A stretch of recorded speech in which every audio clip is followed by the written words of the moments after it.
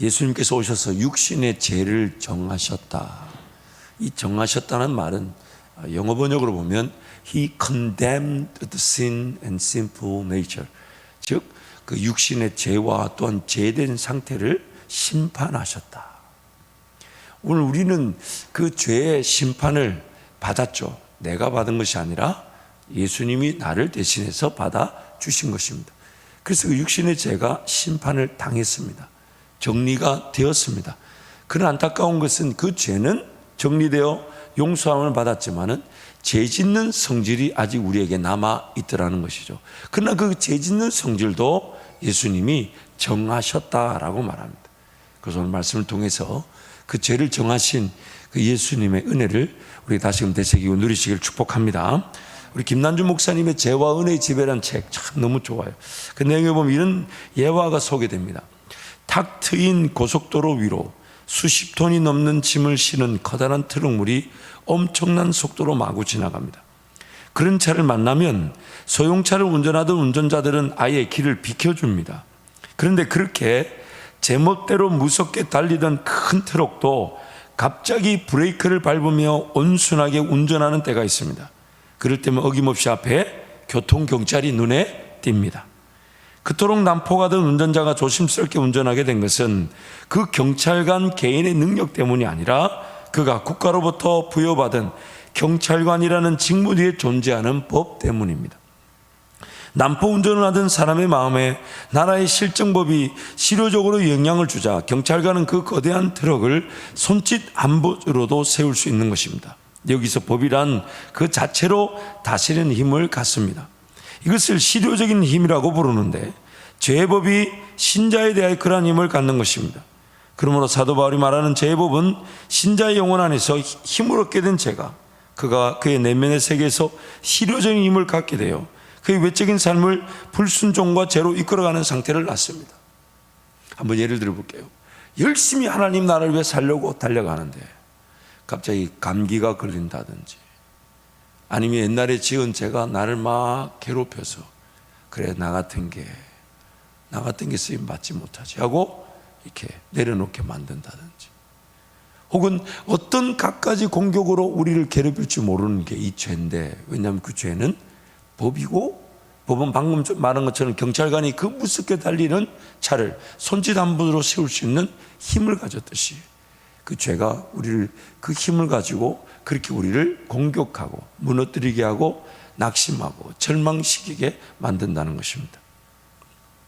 법이라는 것은 나를 지배하는 주인입니다. 그리고 죄법이라는 것은 죄가 나를 지배하고 다스리고 있다는 것입니다. 그래서 죄인들은 죄를 잘 모릅니다. 잘 모르지만 지배를 당하여 고통 중에 허덕이며 신음하는 것입니다. 우리가 신앙이 어릴 때 보면 그 죄의 지배 현상, 그 죄의 지배 현상으로 우리가 그렇게 반응할 때가 있습니다. 예를 들면 이런 거죠. 내가 지금 바빠서 예배하러 못 갑니다. 근데 여러분 오늘 밤에라도 생명을 거두어 가신다면 그 바쁘다는 것이 예배하지 못할 이유가 되지 않는다는 걸 나중에는 압니다. 그러나 그때는 몰랐어요. 지금 당장 이게 더 급하고 지금 당장 이게 더 우선순위인 줄 알았지만 더 우선적인 게 있고 더 급한 게 있었는데 우리는 모르고 그렇게 반응하고 그렇게 말하고 그렇게 결정하며 살았었습니다. 왜요? 왜 몰랐습니까? 그 죄의 지배 때문에 내가 다스림을 받았던 겁니다. 그래서 내 육적 형편이 이러하니 나를 이해해 달라. 나의 이런 형편이 이러하니 나를 좀 기다려 달라 라고 말하는 것 자세히 들여다보면 죄가 나를 사로잡았던 것입니다. 나를 붙들었던 것입니다. 죄의 법에 지배를 당하는 육신에 사로잡혀서 하나님과 원수가 되고 하나님의 법을 따르지도 않고 따를 수도 없는 것입니다. 당연히 하나님을 기쁘시게 해드릴 수도 없습니다. 그래서 6절부터 8절 말씀 우리 함께 선포하겠습니다. 육신의 생각은 사망이요 영의 생각은 생명과 평안이니라. 육신의 생각은 하나님과 원수가 되나니 이는 하나님의 법에 굴복하지 아니할 뿐 아니라 할 수도 없음이라. 육신에 있는 자들은 하나님을 기쁘시게 할 수 없느니라. 그렇다면 제법의 지배를 모른 채 하나님의 은혜의 지배를 이렇게 이해할 수 있을까요? 이게 오늘 우리가 던져야 될 질문입니다. 제법의 지배를 모른 채 하나님의 은혜의 지배를 이해할 수 있을까요? 그렇다면 제법의 심각성을 인식하지 못한 채 하나님의 은혜의 지배의 능력을 깨달을 수 있을까요? 제법의 지배로 인한 참혹한 제약을 짓지 않은 채 하나님의 은혜의 지배의 능력을 충분히 감사하며 누릴 수 있을까요? 제법의 지배로 인해 사망의 몸에 갇혀 있다는 것을 직접 체험하지 않은 채 하나님의 은혜의 지배의 능력을 체험할 수 있을까요? 그래서 우리에게 먼저 율법을 주신 것입니다. 죄를 깨달으라는 것이죠. 죄를 알라는 것입니다. 너무 안타까운 것은 물론 죄를 짓지 않아 본 사람은 없습니다. 근데 죄를 하나님을 섬긴다 하지만 짓지 않아 본 경험이 없는 자가 없다는 얘기는 다른 말로 그 죄를 짓지 않으면 안 될 죄인이었다는 얘기죠. 근데 그 죄를 지어보지 않고서는 하나님 은혜를 은혜답게 잘 모른다는 겁니다. 가장 단적인 예가 말씀에 대한 사모함이 없는 거. 왜냐하면 이 말씀이 아니면 죄를 죄로 다른 방법이 결국 죄 짓는 것 말고는 없으니까. 그래서 이 말씀을 통해 나의 죄인됨을 발견하지 않는다면 그럼 결국 그 죄는 죄가 되지 않고 가만히 있을까요? 우리 내일 말씀을 살펴보겠지만 죄는요 반드시 장성합니다. 그래서 죄가 장성한 즉 뭐를 낳는다고요?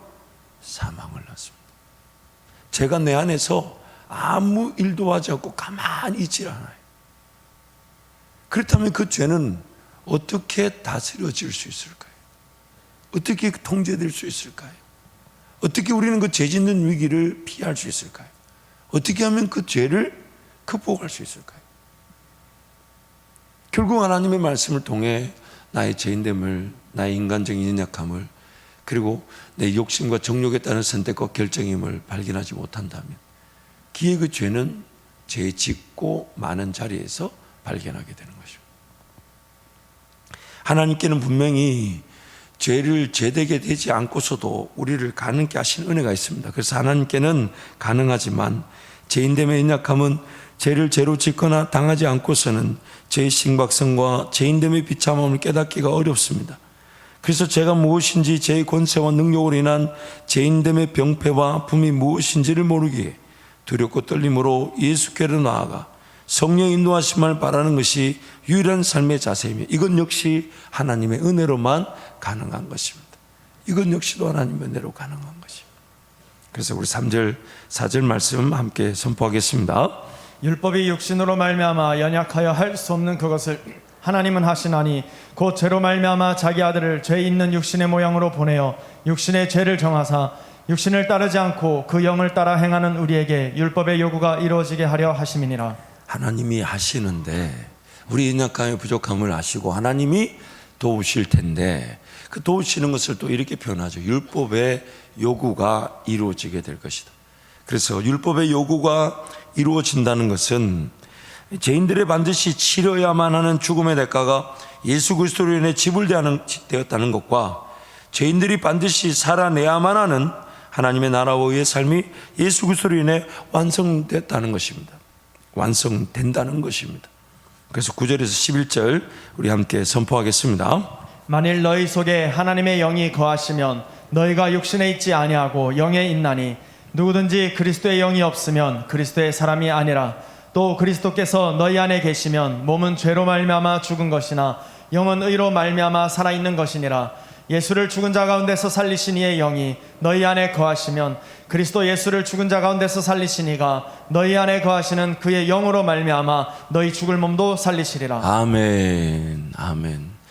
죽은 우리 몸도 살리시리라. 사실 이 몸을 살린다는 말이 굉장히 의미를 갖고 있습니다. 이 1장부터 7장까지의 내용이 전반부라면 8장부터 마지막 16장까지가 후반부인데 8장부터 16장까지 내용을 자세히 살펴보면 그러므로라는 단어가 공교롭게도 8장과 12장이 두 번 등장합니다. 그래서 8장, 9장, 10장, 11장까지가 1차적인 결론이라면 12장부터 16장까지가 2차적인 결론이 되는 것처럼 그러므로라는 단어가 등장하는데, 특히 이 8장에서 육신의 요구를 이룬다라는 것을 이 예수 그리스도께서 우리의 죄를 위해 죽어주시는 것과 또한 성령으로 우리를 살리시는 것을 이루셨다라고 말하죠. 그것을 지금 방금 읽은 9절에 10절에 뭐라고 얘기하냐면 예수님의 우리를 위하여 죽으심으로 말미암아 성령이 우리 가운데 거하시게 되었다는 겁니다. 이것은 우리가 한 일이 아니죠. 예수님이 하신 일로 말미암아 성령이 우리 가운데 거하실 수 있는 근거를 가지게 된 것이죠. 그래서 성령이 이제 우리 가운데 거하시게 되어서 이제부터 예수님이 이 땅의 삶을 사시면서 하나님께 올려드렸던 산 제사와 같은 그 삶, 즉 율법의 요구가 단지 죽음이라는 대가만 십자가에서 죽으심으로 지불된 것이 아니라 예수님이 살아지셨던 하나님과 동행했던 그 삶, 그리고 성경이 이렇게 말합니다. 이루어진 삶, 하나님이 완전히 영광을 받으신 온전한 제사, 더 이상 예수님의 그 제사에 다른 것이 대체되지 않아도 되는 내 죽음의 문제를 위해 죽어주신 희생제사와 내가 살면서 하나님께 드려야 될 제사를 예수님이 이루셨다는 거예요. 그래서 십자가의 죽음은 이미 나에게 적용이 되어 내 죄가 용서를 받고 하나님과 나와의 자녀됨의 관계가 회복되어졌죠. 그리고 이제 그 자녀됨의 관계가 회복되어지면서 우리 안에 성령이 머무시게 되면서 이제 예수님이 사시면서 사라지면서 하나님께 올려드렸던 산 제사가 우리 삶 가운데도 적용이 될 때 가치가 없고 죽었다고 선포했던 내 삶이, 내 몸이 성령 하나님으로 인해 다시 부활하게 되더라는 것입니다. 그러면서 내 삶도 예수가 이뤄놓으신 그 길을 따라가며 그 일을 맛볼 때에 예수의 제사가 나의 제사로 여겨지고 누려지고 하나님께 영광 돌릴 때에 내가 한 것이 아니라 나는 예수님을 따라간 것밖에 없으며 예수님을 따라갈 때 예수님이 맛보셨던 이 땅에서의 삶, 하나님과의 동행의 삶을 성령으로 우리도 적용되어져 맛보게 되는 것입니다. 그래서 우리의 삶은 성령의 열매가 되는 것입니다. 성령, 그리고 내가 사는 것이 아니라 예수님이 사시는 것. 내가 사는 것이 아니라 예수님이 사시는 것입니다.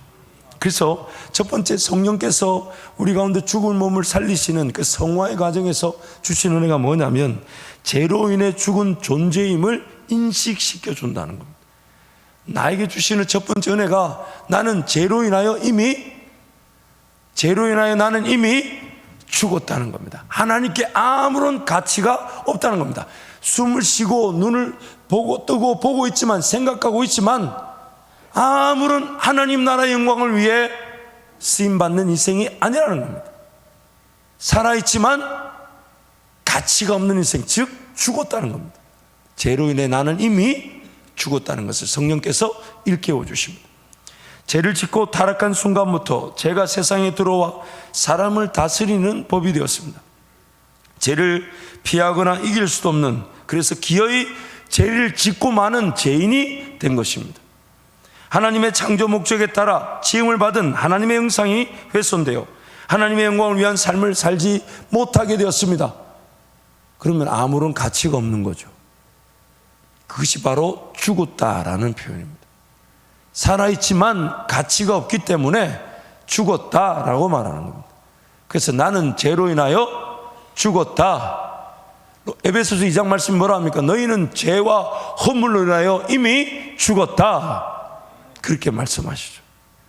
하나님의 창조 목적에 따라 해석하자면 우리의 존재 가치는 죽은 것입니다. 하나님의 영광의 삶에 대해 무지하고 무관심하고 무감각합니다. 아무런 가치가 없습니다.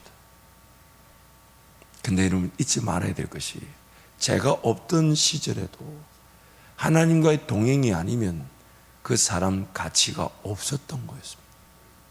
제가 종종 이렇게 비닐 장갑 보여드렸잖아요. 우리의 문제가 뭐냐면 원래 아담의 상태는 마치 그 위생 장갑과 같은 상태. 손의 모양을 타고났지만 아직 손이 들어가지 않으면 역할을 할 수 없는.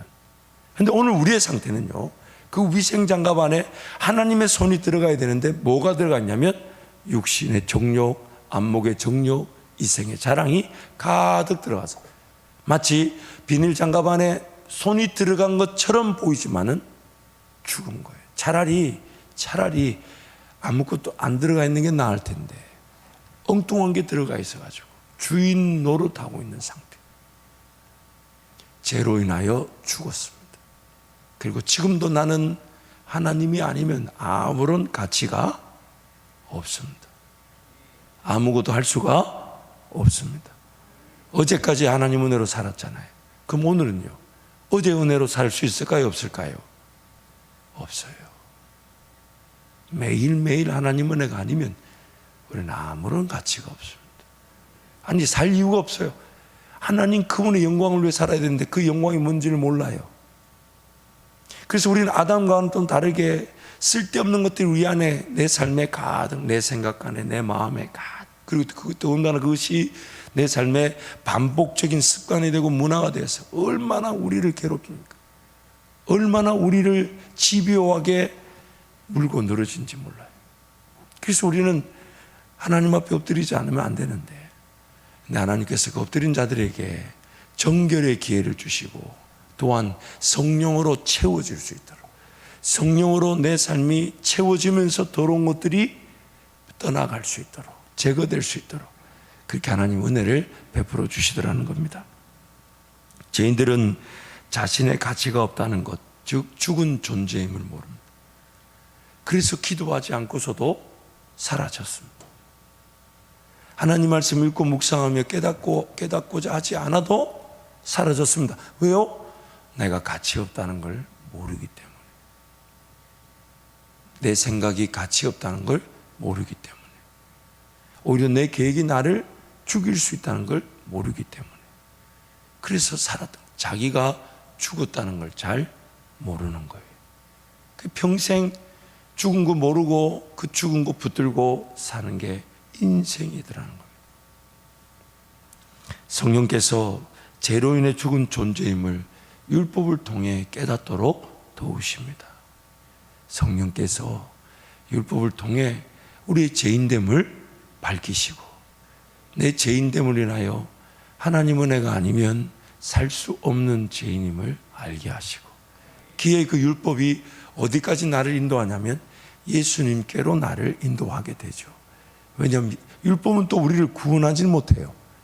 죄인됨을 깨닫고 죄인됨의 영적 형편을 알고 차라리 이렇게 사는 것보다 죽는 게 낫겠다, 그게 율법이 하는 역할이죠. 그래서 차라리 죽는 게 낫겠다 했는데 성령께서는 죽겠다는 그 사람들을 도리어 살려주시니까 그 자리가 바로 자기 부인, 자기 십자가 지고 주님 따르는 자리, 즉 나는 죽고 예수가 사는 자리가 되게 하신다는 것입니다.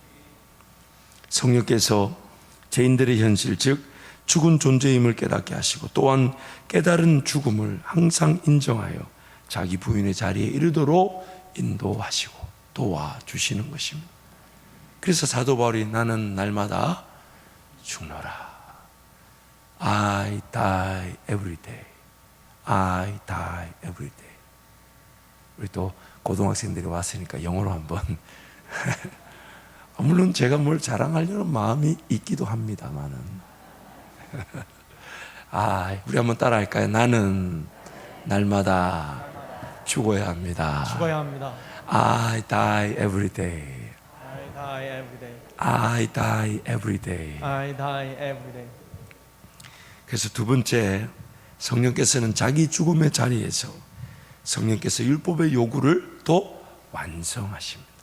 이미 예수 그리스도께서 완성하신 일을 우리 가운데 적용하심으로 우리가 받은 구원은 예수 그리스도로 통해 이루어졌지만, 그러나 완성된 구원은 더 완성을 지향하는, 마치 창조할 때 창조는 완성되었으나 완성된 창조는 하나님의 영광과 찬송이라는 목적의 완성을 향해 걸어가듯이 오늘 우리의 구원은 예수 그리스도를 통해 완성되었으나, 그러나 그 완성된 구원은 원래 하나님이 계획하신 하나님 나라와 영광의 기회를 위해 우리가 찬송이 되도록 또 이끌어 가시는 우리의 구원은 완성을 위한 완성이 되는 것이죠.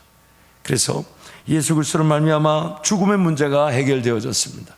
즉 죄인들의 존재적 죽음의 상태를 인식하고 자기 부인과 죽음의 자리에 설 수 있게 되었습니다. 그러다 보니까 어느 순간 나도 모르게 주님, 그냥 주님 날 데려가시면 제일 좋겠습니다. 죽음을 더 두려워하지 않고 뭐 하게 되었습니까? 사모하게 되었어요. 하나님, 이 선택과 결정으로 내가 세상살이에 파묻혀 휩쓸려 떠내려갈 수 있다면 차라리 주님 기다리다가 죽으면 죽었지 천국 가는 게 더 낫지 않겠습니까? 그게 바로 에스더만의 고백이 아닌 우리의 고백일 수밖에 없어요. 자기 죽음의 자리에서 성령 하나님은 예수 그리스도께서 이루신 하나님 나라의 백성으로서의 삶이 사라지도록 인도하십니다. 신구약 성경에 나오는 모든 내용이 예수 그리스도를 통해 완성되었습니다.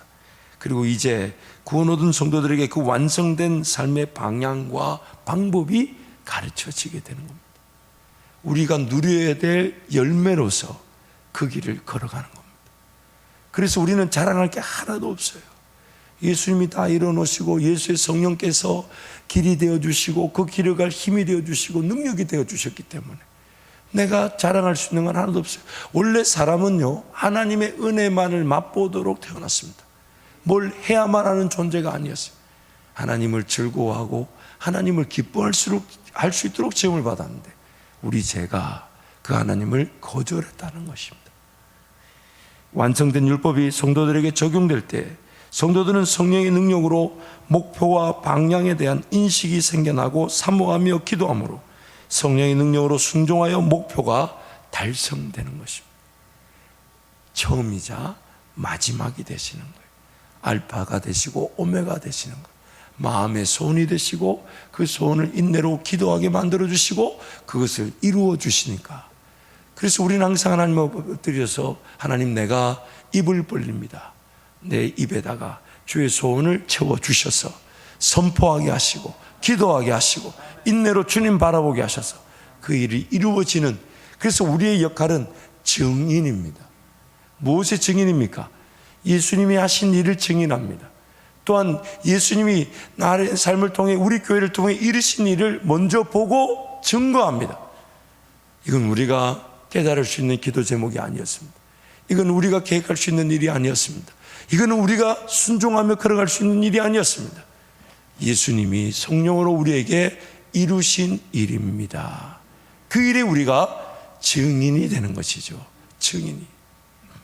율법의 1.1획도 땅에 떨어지지 않고 성령의 인도함을 받는 성도들의 삶에서 열매로 나타나게 되는 것입니다. 그래서 여러분, 우리는 율법의 그런 의무를 지킬 만한 능력자들은 아니나 예수 그리스도로 말미암아 율법이 지켜지게 되는 은혜를 누리게 되는 것입니다. 그때 우리는 율법에서 자유하는 것입니다. 자유하는 것입니다. 자유하는 것입니다. 자유하는 것입니다. 자유하는 것입니다. 생명의 성령의 법이 우리를 해방시켜 주는 것입니다. 여러분, 날마다 주님과 동행하는 이 새벽을 통해 하나님을 사모하십시오. 새벽을 깨우며 올 때마다 하나님을 기대할 수 있도록 은혜를 구하십시오. 하나님, 저에게도 오늘 이 새벽이 어제와 다른 오늘 하나님을 만나는 새벽이 되게 해주십시오. 말씀이 들려지게 하시고 내 영안이 열려지게 하여 주시고 말씀이 심겨지게 하시고 또한 심겨진 것이 자라나게 하여 주셔서 우리 하나님의 인도하심, 성령 하나님의 인도하심에 날마다 순종하는, 그래서 하나님, 오늘 또 나는 죽은 존재입니다. 어제도 죽었고 오늘 또 죽음이 필요하며 내일 또 죽어야만 하는 존재입니다.